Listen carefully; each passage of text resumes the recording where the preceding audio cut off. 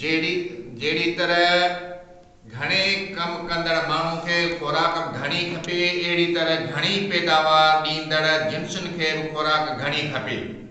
ऐं इहा सभु खुराक उन्हनि फसलनि ज़मीन मां खणणु शुरू कई। असां बि उन्हनि खुराकी जुज़नि जे पूराए करण जी को बि तवजह कोन ॾिनो। नतीजतन ज़मीन उन्हनि खुराकी जुज़नि में खुटण लॻी। जॾहिं असां होश संभालियो, तहक़ीक़ कई त असांजी ज़मीन नाइट्रोजन में खुटी चुकी हुई। साइंसदाननि जी सलाह ते हुकूमत नाइट्रोजन जी कमी या खोट जे पूराए करण लाइ पहिरियां परॾेह मां नाइट्रोजन भाण यूरिया घुरायो।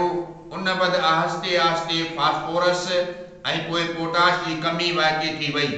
असांजे साइंसदाननि जे सलाह सां हुकूमत urea, ammonium nitrate, ammonium sulphate, DAP, SSP, TSP ऐं SOP वारा भाण घुराया, जेके हाणे आबादगार वॾे पैमाने ते इस्तेमालु करे रहिया आहिनि।